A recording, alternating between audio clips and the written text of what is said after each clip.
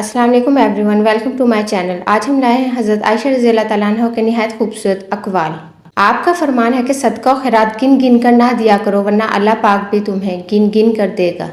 زبان کی حفاظت کرو کیونکہ عزت و ذلت کی یہی ذمہ دار ہے، لہٰذا اپنی زبان سوچ سمجھ کر استعمال کریں۔ زبان تیر کی طرح ہوتی ہے، لہٰذا اسے سوچ سمجھ کر استعمال کریں۔ مہمان کے لیے زیادہ خرچ کرنا اسراف نہیں ہے۔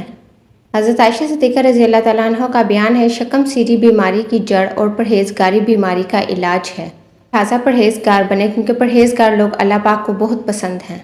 گناہوں سے پرہیز کریں۔ اگر شوہر کو ڈرا دھمکا کر بیوی کو طلاق دلوائی جائے تو طلاق نہیں ہوگی۔ باطل کا پیروکار کبھی عزت نہیں پاتا، چاہے چاند اس کی پیشانی پر نکل آئے، کیونکہ جو باطل کا پیروکار ہوگا وہ ہمیشہ ذلیل ہوگا۔ حضرت عائشہ رضی اللہ تعالیٰ عنہ فرماتی ہیں کہ صدقے کو حقیر نہ جانو کیونکہ اس کا ایک دانہ بھی قیامت کے دن پہاڑ جتنا وزن رکھتا ہے، لہٰذا زیادہ سے زیادہ صدقہ دیا کریں۔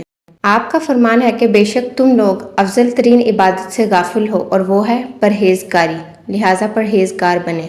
حضرت عائشہ صدیقہ رضی اللہ تعالیٰ عنہ فرماتی ہیں، عورت کو ایسا زیور نہیں پہننا چاہیے جس سے آواز پیدا ہو، کیونکہ اگر آپ ایسا زیور پہن کر باہر نکلیں گے تو لوگ آپ کی طرف زیادہ مائل ہوں گے۔ بہترین خصلت زبان کی حفاظت ہے، اس لیے زبان کی حفاظت کریں اور اپنی زبان سے تلخ الفاظ ادا مت کریں۔ سوچ سمجھ کر بولیں۔ جب معدہ بھر جاتا ہے تو قوت فکر کمزور پڑ جاتی ہے اور حکمت و دانش کی صلاحیتیں گونگی ہو جاتی ہیں۔ یہی وجہ ہے کہ حضور پاک صلی اللہ علیہ وسلم نے فرمایا کہ زیادہ پیٹ بھر کر کھانا مت کھائیں، خیر یہی ہے کہ شر سے باز آ۔ حضرت عائشہ صدیقہ کا فرمان ہے، حق کا پرستار کبھی ذلیل نہیں ہوتا، چاہے سارا زمانہ اس کے خلاف ہو جائے، کیونکہ اللہ پاک اس شخص کے ساتھ ہوتے ہیں، اور جس کے ساتھ اللہ پاک ہوں اسے کسی اور کی ضرورت نہیں۔ اہل اسلام کے لیے جہاد فرض ہے، لیکن عورتوں کے لیے حج ہی جہاد ہے۔